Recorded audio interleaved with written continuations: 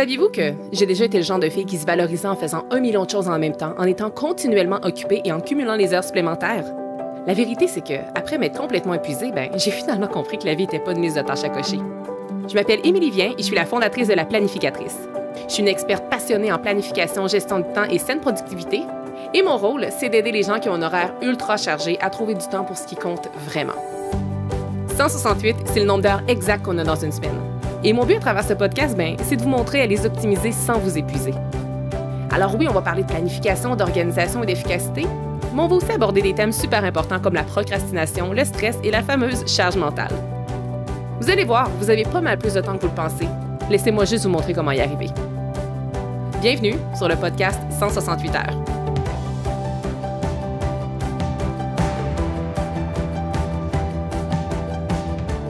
Aujourd'hui, je reçois une personne très spéciale sur le podcast pour vous parler de l'épanouissement. Donc, Joanne Dubé, c'est d'abord et avant tout une grande amie à moi que j'ai le privilège de compter dans mon cercle depuis déjà 20 ans. Mais Joanne, c'est aussi une conseillère d'orientation nouvellement diplômée de l'UQAM. Après s'être cherchée professionnellement pendant les 15 premières années de sa carrière, passant d'études en enseignement à la gestion hôtelière pour ensuite aller vers l'entraînement physique, elle s'est rendue compte qu'elle ne s'épanouissait pas réellement au travail et qu'il était grand temps de changer les choses. C'est donc après 15 années d'expérience en service à la clientèle, en hébergement, en vente, en organisation d'événements et aussi en hôtellerie qu'elle a fait un important choix, soit celui de sortir de sa zone de confort et de faire, mesdames et messieurs, un retour aux études à 32 ans. Et elle a choisi en fait le domaine de développement de carrière où elle a fait son bac suivi de sa maîtrise. Donc, Joanne est aujourd'hui conseillère d'orientation à son compte et affiliée à 2 organisations, soit une en orientation organisationnelle et une en clinique spécialisée et en transition de carrière. Et parallèlement à sa sphère professionnelle, Joanne aime tout ce qui touche le plein air et par-dessus tout, ses courses matinales qui lui permettent de burning off the crazy, comme elle aime le dire.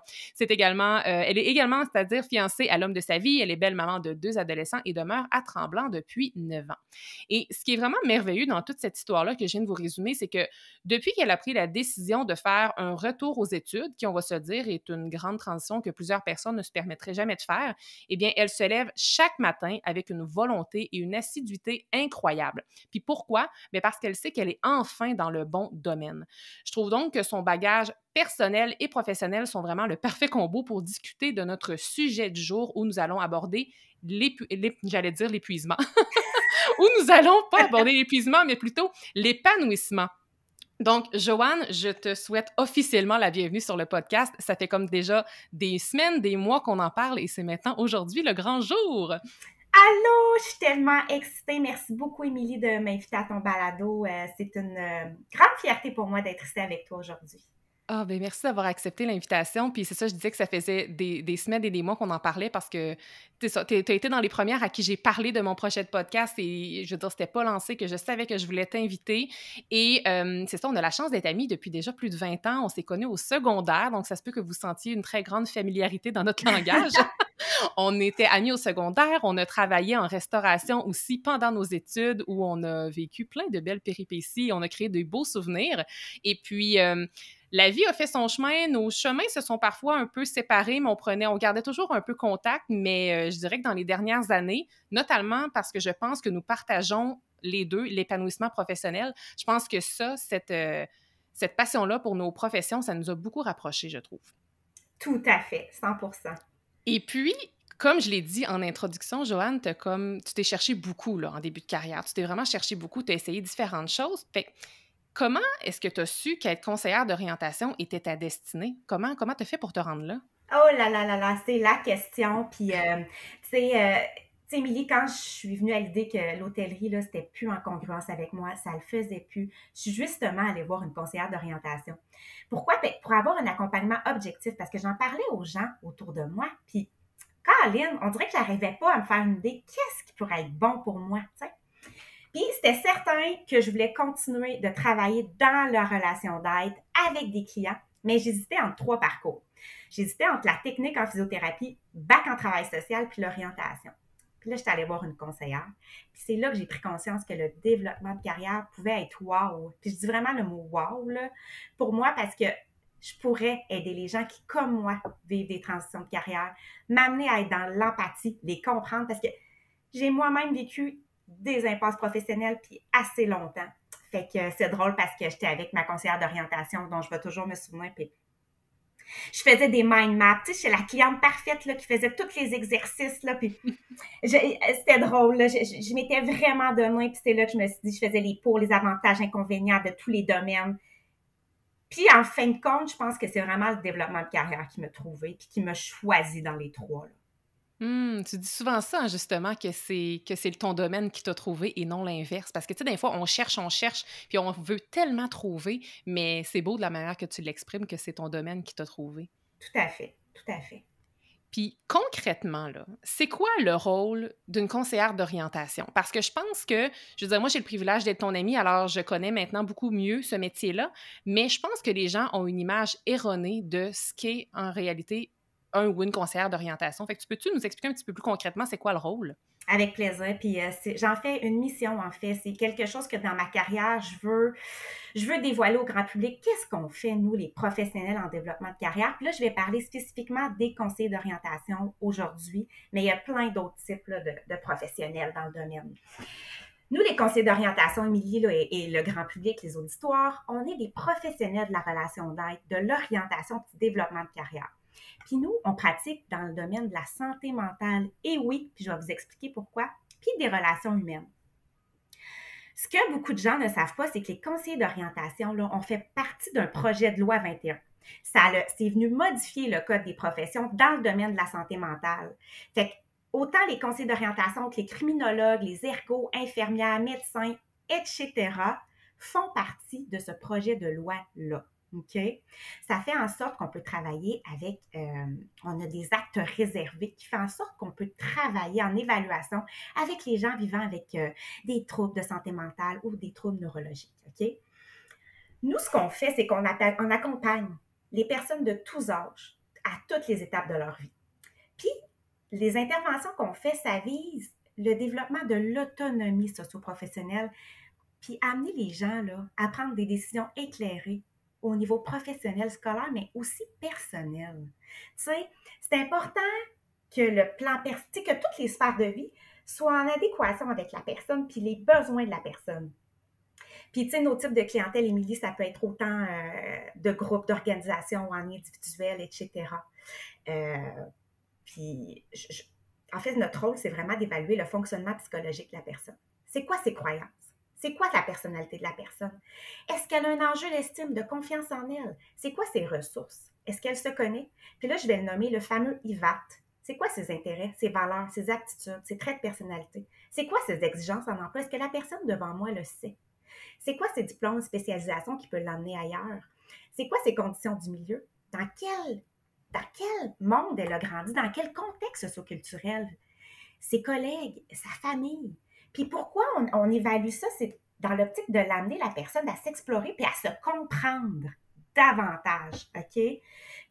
En fait, je pourrais parler pendant 10 ans de ce qu'on fait, mais en fait, les conseillers d'orientation, notre expertise, là, c'est la relation individu, travail, formation qui vise le mieux-être personnel, professionnel. Puis ce qu'on fait, c'est qu'on mobilise le potentiel des personnes. Puis moi, j'aime ça dire qu'on les aide à prendre leur place dans la société, mais tout au long de leur vie, il n'y a pas d'âge pour se réorienter, il n'y a pas d'âge pour se réadapter.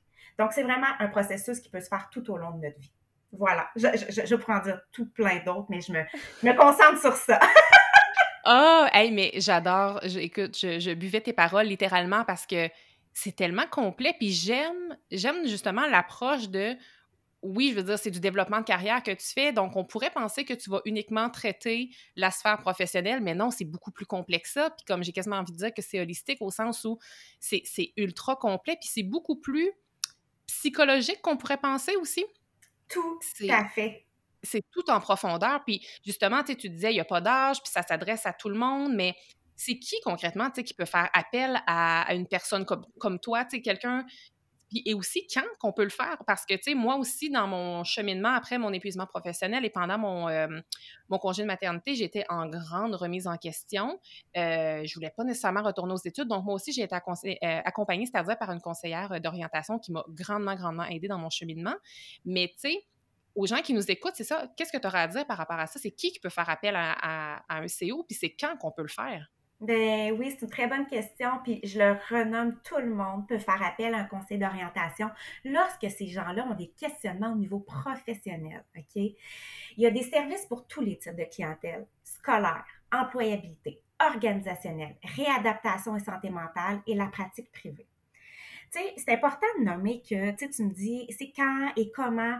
Ben nous, on travaille sur 3 enjeux, puis ça, souvent, c'est méconnu. Puis je suis contente que tu me poses la question, Émilie, par rapport à ça. On travaille dans un premier temps l'orientation. Ça, c'est quoi? Ben, on est avec une personne cliente qui, elle, veut identifier puis clarifier un objectif de formation ou d'emploi. Parfait. On l'accompagne en ce sens. Il y a aussi la réorientation, comme j'ai fait. Par la suite, le deuxième enjeu, c'est l'insertion. Par exemple, la personne cliente me dit, j'ai un objectif X, mais Joanne, j'ai de la difficulté à l'atteindre parce que j'arrive pas à me mettre à valeur quand je passe une entrevue. Fait que nous, ce qu'on fait, c'est qu'on l'accompagne à valider son objectif d'emploi, puis on lui apporte des stratégies. C'est un peu des conseils stratégiques en recherche d'emploi aussi en même temps. Puis, parallèlement à l'insertion, il y a la réinsertion. Je m'explique. Des personnes en congé de maternité qui reviennent au travail. Oui, mon Dieu, on peut-tu en parler de ça? 100%. On est là, nous, les personnes en développement de carrière, pour les aider à la réinsertion.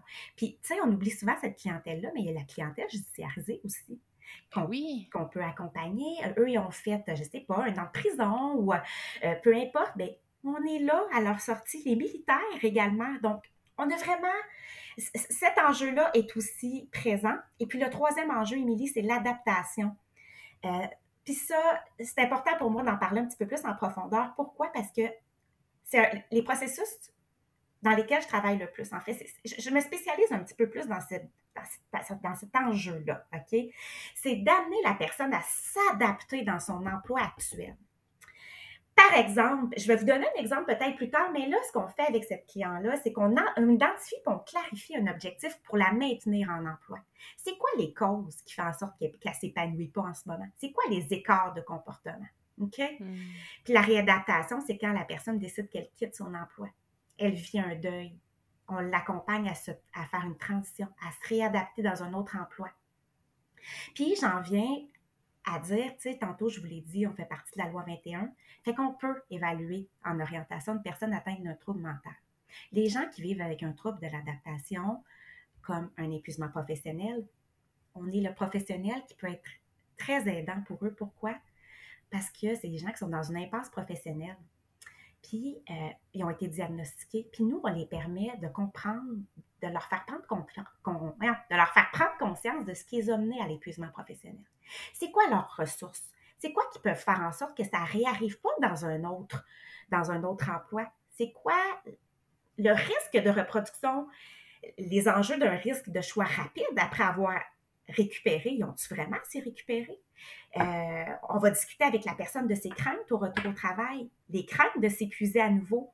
Parce que, tu sais, Émilie, quand les gens vivent un épuisement, puis tu sauras me le dire, hein, tu l'as vécu, Ouais. il y a une fragilité qui peut perdurer un certain temps. Puis nous, on est là pour accompagner cette personne-là à se réadapter, mais en douceur, en bienveillance. C'est important, par exemple, de dire que même si on fait partie de la loi, on ne traite pas. Hein? Fait qu'on invite Mhm. toujours la personne à aller voir un psychologue quand même, si elle en a besoin, mais on est là pour l'accompagner en ce sens quand même. Donc voilà. Ah, hey, mais c'est tellement beau, puis genre, j'ai des frissons à t'entendre parce que ça, là, tout le volet, je veux dire, le volet épuisement professionnel, je ne le savais pas, tu sais. Puis je recule 5 ans en arrière, justement, quand j'ai eu mon diagnostic de trouble d'adaptation, donc d'épuisement professionnel. Moi, c'était vraiment au niveau professionnel. Ben, je suis comme un peu rentrée pas dans la machine, mais comme mon médecin m'a suggéré d'aller voir une psychologue, je suis allée voir une psychologue de façon régulière pendant quelques mois, mais pour vrai, c'est certain que cette rencontre-là m'a apporté quelque chose, mais je me sentais pas challengée parce que moi, c'était vraiment au niveau professionnel. Puis oui, on avait eu des belles discussions, mais là, sachant ça, ce que tu me dis maintenant, je pense que j'aurais sans doute été plus gagnante, peut-être d'avoir un service comme le tien avec un conseiller d'orientation pour pouvoir justement identifier c'était quoi mes patterns, qu'est-ce qui a fait que je me suis rendue là. Parce que pour vrai, je ne savais pas que vous, votre domaine, que vous pouviez faire ça, en fait. C'est vraiment, vraiment chouette. Puis, te parler aussi de réintégrer son emploi lorsqu'on devient parent. Tu sais, quand on part 1 an en congé de maternité, là, c'est long, là, 1 an, là. On a changé. Tu sais, non seulement notre poste a peut-être changé pendant notre absence, mais nous, en tant que personne, je veux dire, tous les parents qui nous écoutent vont pouvoir être d'accord avec moi, mais c'est fou à quel point on change à partir du moment où on met un enfant au monde, où on accueille un enfant dans notre vie. Donc, on est une nouvelle personne 1 an plus tard qui intègre le même poste qu'on avait avant. Ça demande de l'aide, je pense. Ça demande de l'aide. Puis souvent, tu sais, je veux dire, nos patrons qui sont là veulent, tu sais, sont remplis de bonté puis ils veulent nous aider, mais sont peut-être pas outillés pour le faire.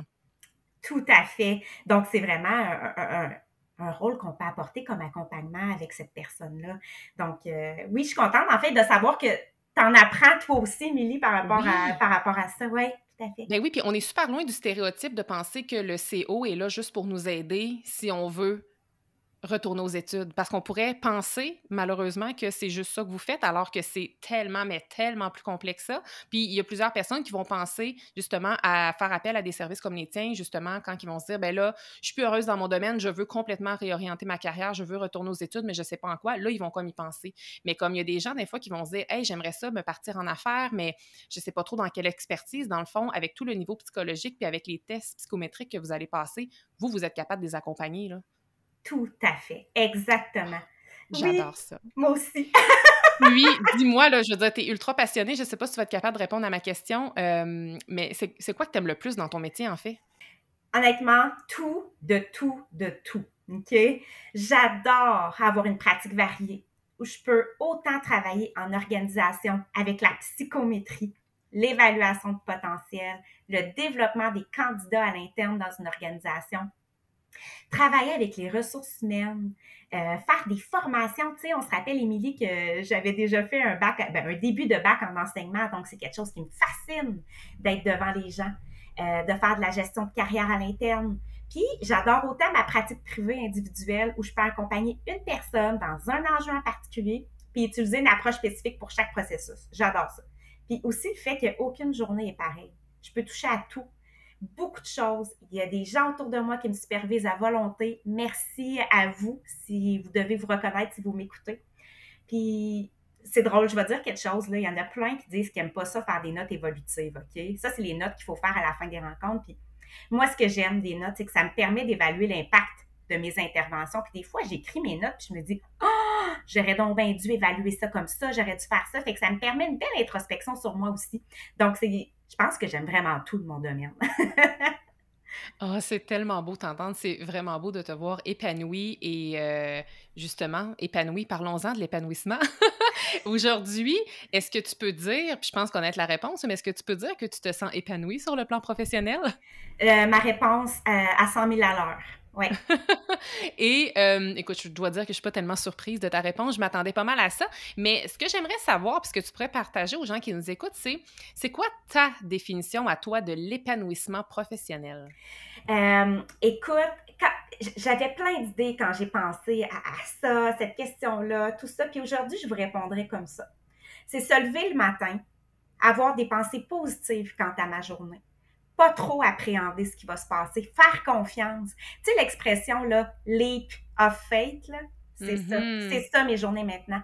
Je donne cette expression-là à mes semaines, à mes journées, parce que j'ai confiance en ce qui va se passer. Je le sais que ça va bien aller. Je le sais que je suis bien guidée là-dedans parce que je suis vraiment dans mon flow.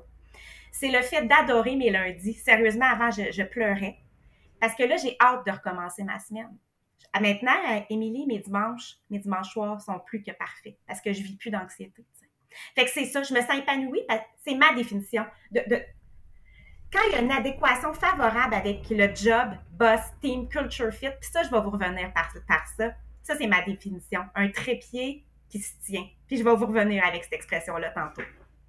Ah, hey, j'adore ça. Puis encore une fois, tu parlais, puis j'avais des frissons. Puis moi aussi, j'ai vraiment pu mettre le doigt sur mon épanouissement personnel et professionnel à partir du moment où je me suis mis à non seulement aimer les lundis, parce que c'est une chose d'aimer les lundis, mais d'arrêter d'avoir la boule au ventre le dimanche. Fait que ça, physiquement, là, c'est un très, très gros signe. Et puis là, je me reconnais beaucoup dans ta définition de l'épanouissement professionnel. Ma propre définition est très similaire, mais pour les gens qui nous écoutent, je vous invite à faire votre propre définition parce que vous n'êtes pas obligé de vous approprier la nôtre, mais vous pouvez, vous, c'est quoi votre propre définition de l'épanouissement professionnel? Puis une fois que vous allez l'avoir fait, ça va être beaucoup plus facile de tendre vers ça plutôt que d'essayer de s'imaginer un monde imaginaire finalement.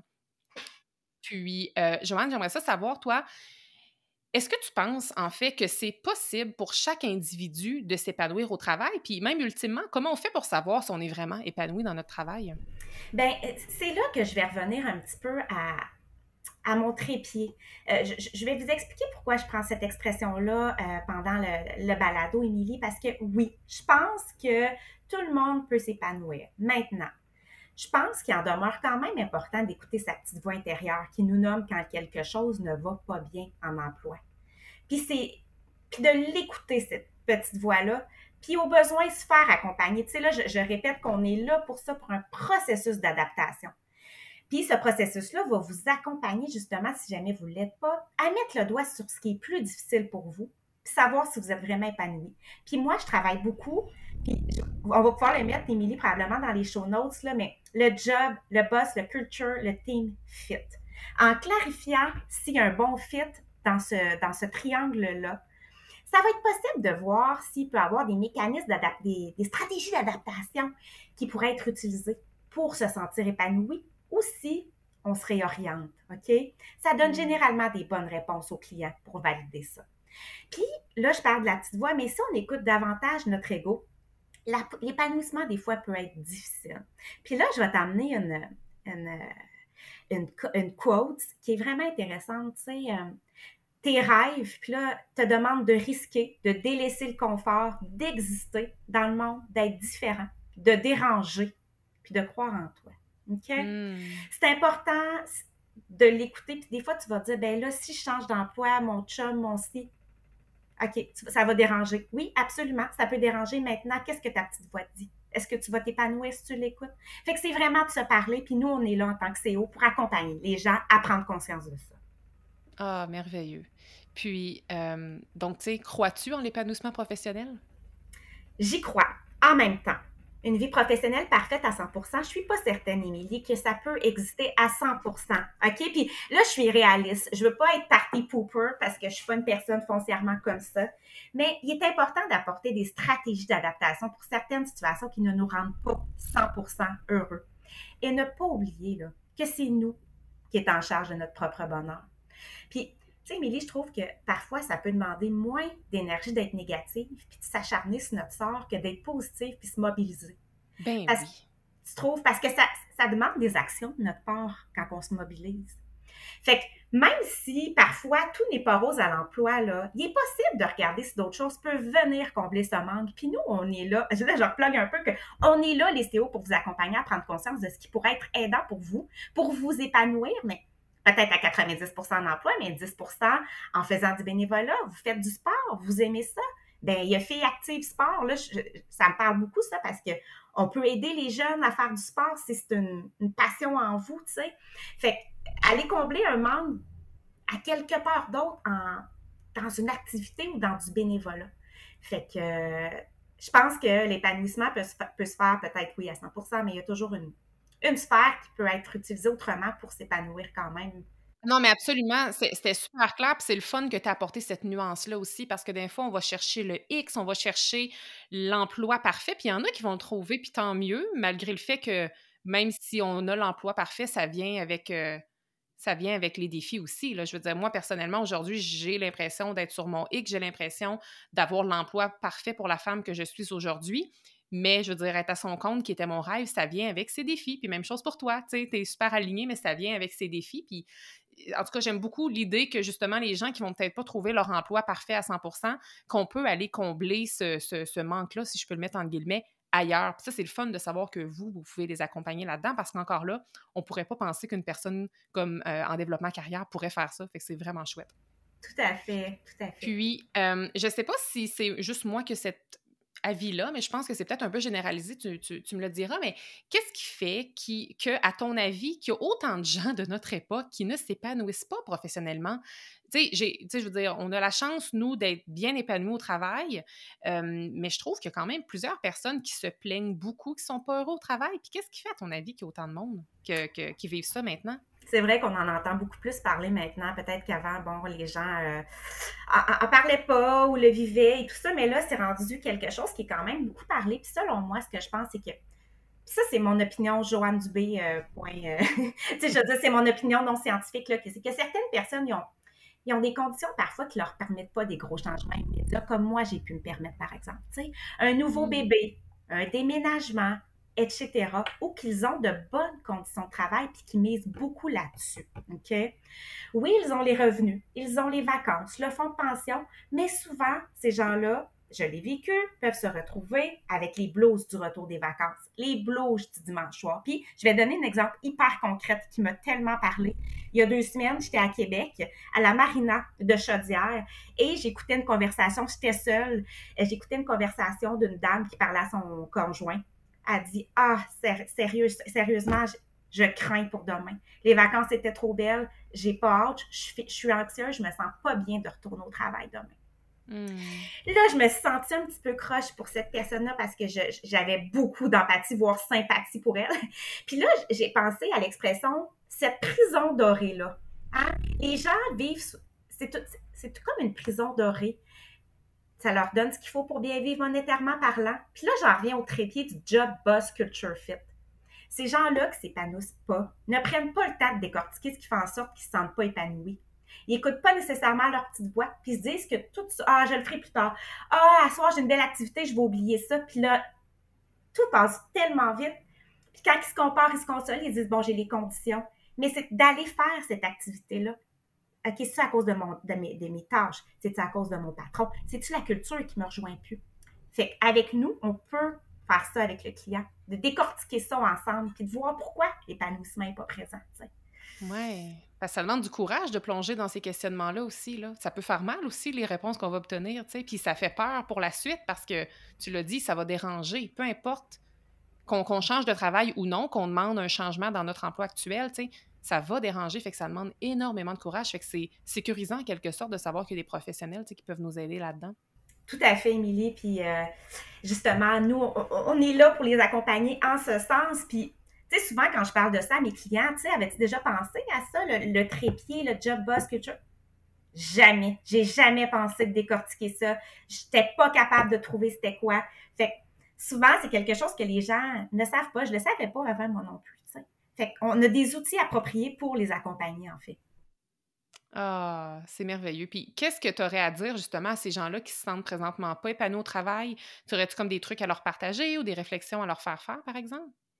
Là, j'espère que ceux qui vont écouter vont se rappeler de ça, mais je me répète un peu en ce sens. Mais c'est volontaire. Oui, le faire, cet exercice-là. Se demander, puis là, moi, je fais une belle analogie à ma clientèle dans ce temps-là. Se demander s'ils sont aptes à déposer leur trépied sur une belle plage puis de prendre des belles photos de leur vie ou s'ils vont laisser le trépied tomber par terre, hein, puis qu'ils ne peuvent plus capturer de beaux moments. Parce qu'ils ne seront pas épanouis. Parce qu'on se rappelle, le trépied, s'il manque une patte, donc si la job ne le fait plus, mais que la culture le fait, bien, il va y avoir un problème dans ta sphère professionnelle. Tu ne pourras plus prendre des belles photos de ta vie. Tu vas arriver à la maison, tu vas être triste. Maintenant, qu'est-ce qu'on peut faire? Hein? Pour pouvoir capturer ces beaux moments-là dans toute notre sphère de vie, puis être 100% là dans toutes ces sphères-là aussi, arriver à la maison, puis jouer avec ton fils, puis te sentir bien, tu sais. Fait que, ouais, je serais là. Puis, c'est tellement un bel exercice. Et juste pour être certain que ce soit très clair, peux-tu renommer, s'il te plaît, chaque patte du trépied? Ça fait référence à quoi exactement? Là, je le dis en anglais, mais les tâches, en fait, de revoir toutes les tâches. Est-ce qu'il y a une belle entente avec ton patron? Comment ça se passe avec ton patron? Job boss. Et la culture. La culture, puis la team, l'équipe est inclue aussi dans la culture. Est-ce que la vision me rejoint? Oui, elle est louable, mais elle ne me rejoint plus. Tu sais, on n'y pense pas tout le temps quand on est seul dans notre tête. Hey, c'est peut-être la vision. Fait que nous, on est là pour accompagner la personne à dire dans ces trois-là, là, décortiquons tout ce qui peut se passer, puis on va mettre le doigt dessus ensemble. Fait que c'est job, boss, culture. Exactement. Ah, OK, ça, j'aime ça. Ça parle, c'est super clair. C'est 3 mots à retenir. Puis en même temps, j'ai tellement l'image du trépied qui tombe. C'est sûr qu'il tombe. S'il y a une patte qui manque, c'est sûr que ça tombe. Puis là, on n'est plus capable, justement, de prendre les belles photos de notre vie, comme tu dis. Fait que j'adore. Moi, j'aime beaucoup les analogies. Je trouve que ça parle vraiment beaucoup. Oui, moi aussi, j'adore. Et là, question qu'on poursuive toujours là-dedans. Mettons, moi, je trouve que les exemples, ça nous permet de vraiment bien enseigner des choses et de bien assimiler des informations aussi. Si on prend, admettons, l'exemple d'une personne qui ne se sent présentement pas épanouie au travail, par quel processus, puis mettons quelqu'un qui voudrait travailler avec un conseiller d'orientation, par quel processus que cette personne-là va passer avec toi ou un de tes consoeurs, confrères? Hey, c'est une super bonne question. Puis, tu sais, en plus, c'est des processus auxquels j'ai fait face régulièrement avec des clients. Mais dans un premier temps, c'est important pour moi de nommer que chaque processus demande une évaluation. OK? Lors de la première rencontre, nous, ce qu'on fait comme conseiller d'orientation, on évalue la situation initiale du client. Donc, la raison pour laquelle cette personne-là ne se sent pas épanouie peut apporter un enjeu puis un objectif différent pour chaque personne. Donc, c'est difficile pour moi de dire par quel processus elle va passer parce que j'ai pas fait d'évaluation en ce moment. Mais je peux donner un exemple, par exemple, qui est super, super intéressant. Comme tu as demandé, là, j'ai eu une personne, ça faisait 7 ans, qui était dans la même organisation. Il était actionnaire de cette organisation-là. Il est venu me voir parce que il dit ça fonctionne plus. Je fais des erreurs, j'ai plus de plaisir, j'ai plus de confiance en moi. Les mandats au bureau avaient changé. Ses patrons lui ont dit que, écoute, c'est le marché qui a changé, nous, on n'y peut rien. Il dit qu'il se retrouvait plus, il n'avait plus l'impression d'être un actionnaire, mais bien un subordonné. C'est à ce moment-là que moi, en tant que conseillère d'orientation, dans l'évaluation, on est allé voir c'est quoi qu'il recherche, c'est quoi la situation recherchée.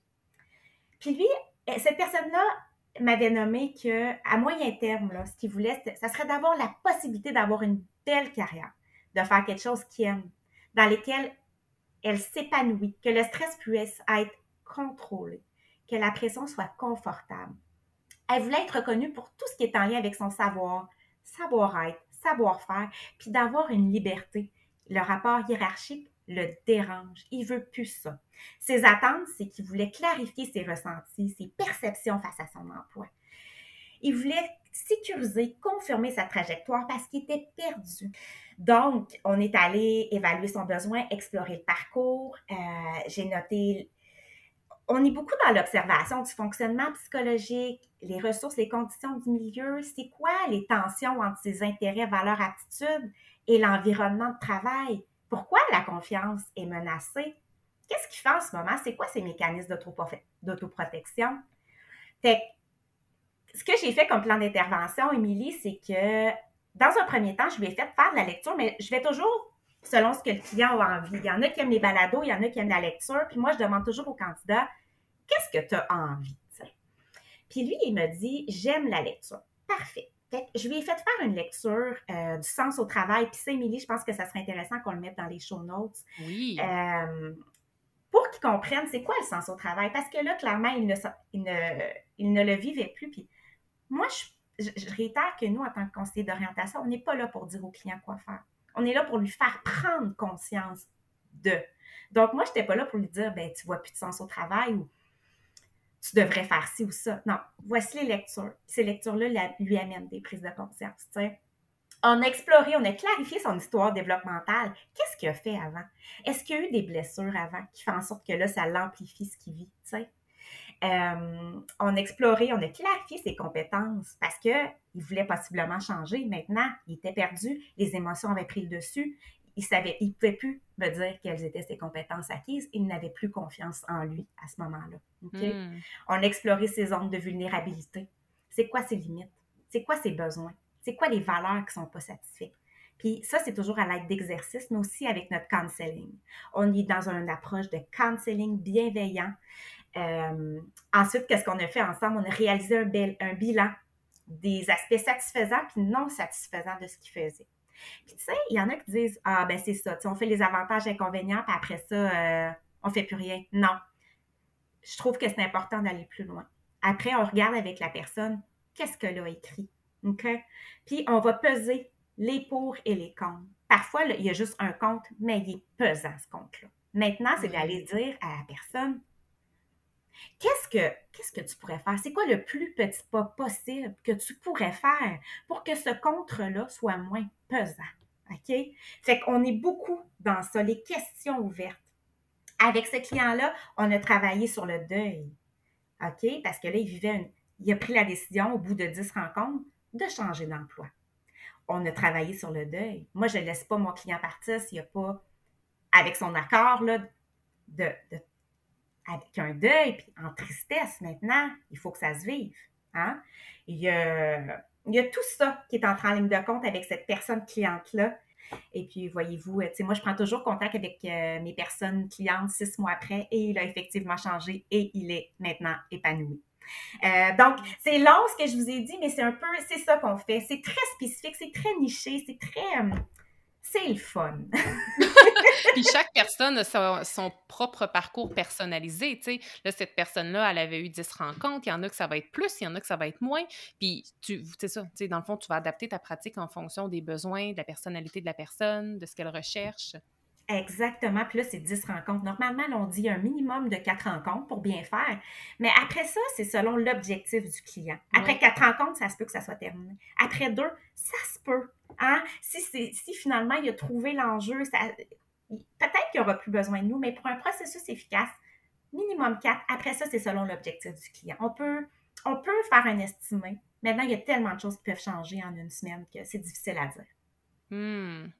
Hey, merci tellement pour nous avoir partagé comme tout ton savoir, non seulement sur ton domaine professionnel, mais également sur l'épanouissement. J'espère que ça va avoir aidé les gens qui nous écoutent à peut-être se réaligner ou à tout de moins se poser des bonnes questions, à savoir qu'est-ce que je pourrais faire pour être plus alignée davantage dans mon travail, comment je pourrais me sentir plus épanouie globalement dans ma vie. Donc, merci pour tout ça.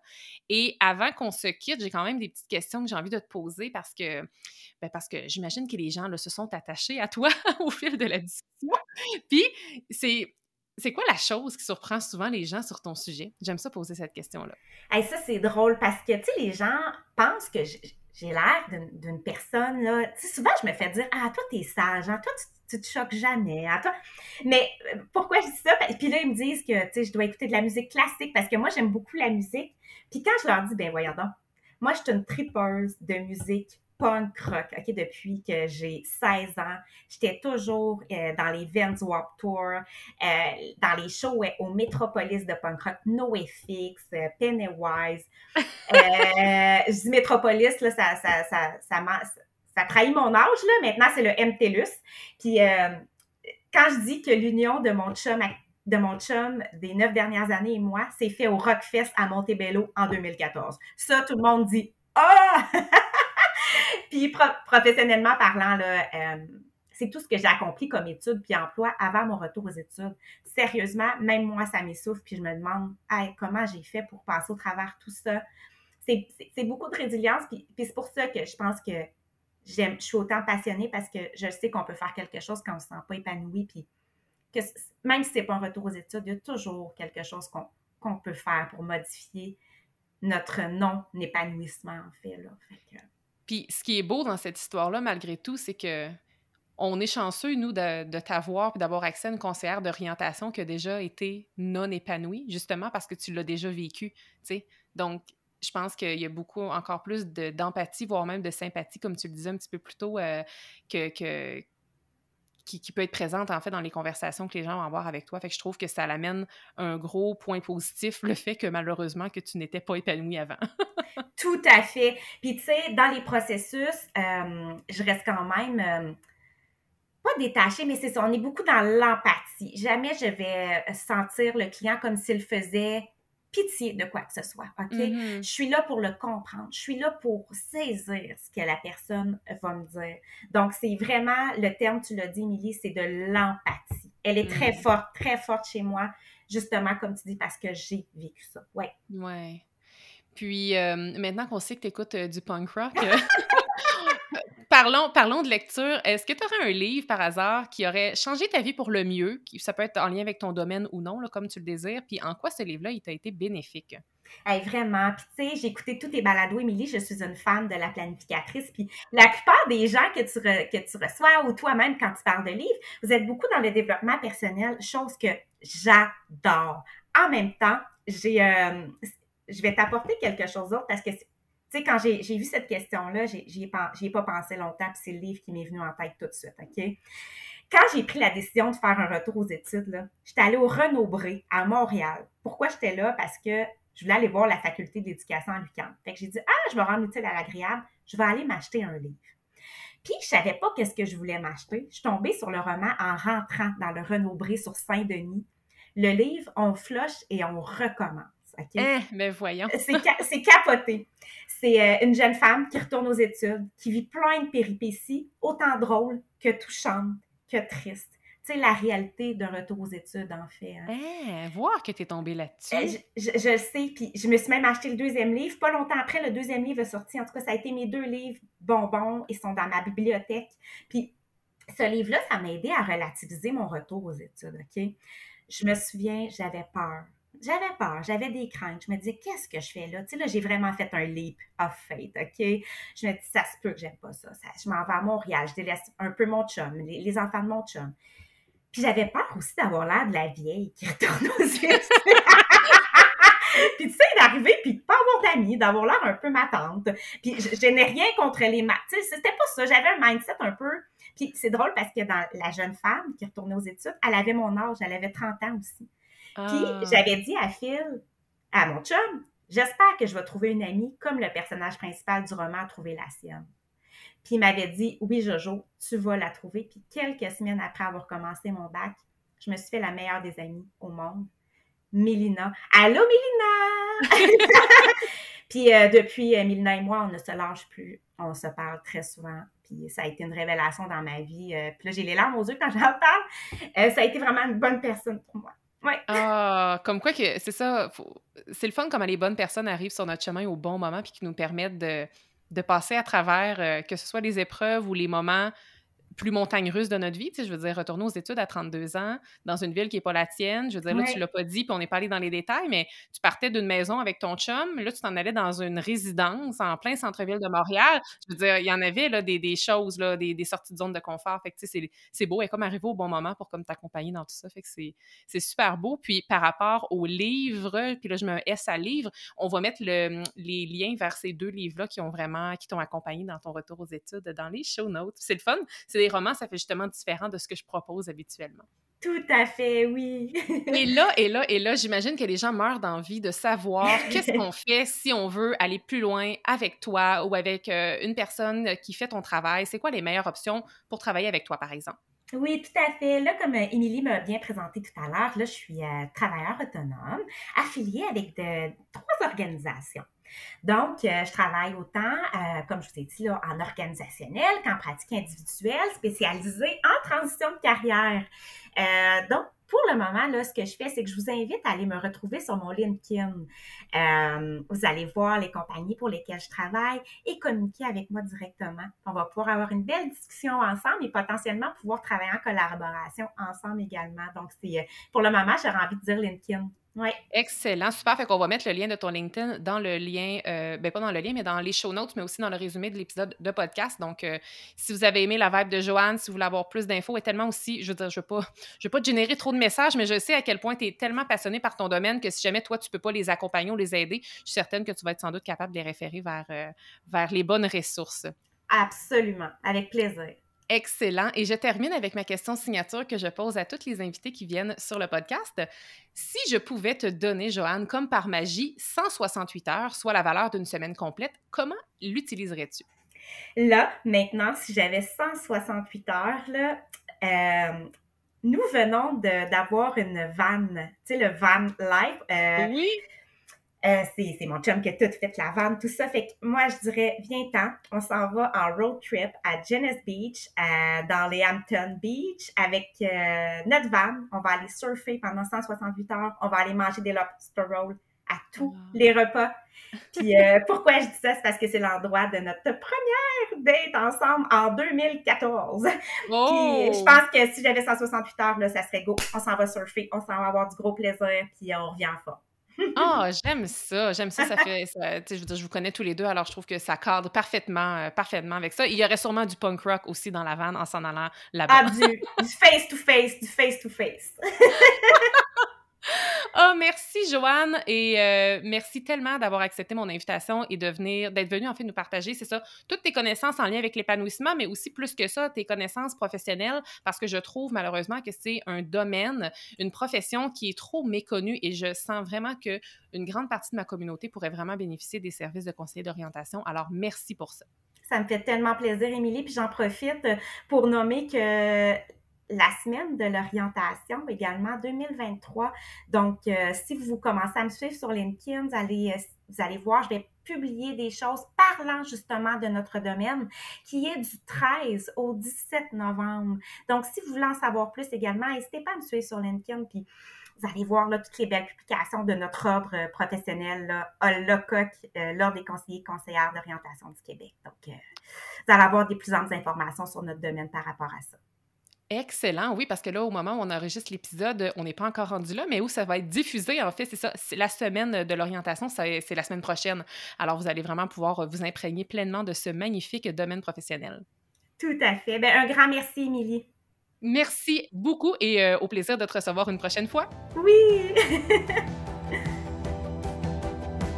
Merci d'avoir été là. Si cet épisode vous a plu, est-ce que je peux vous demander un petit service?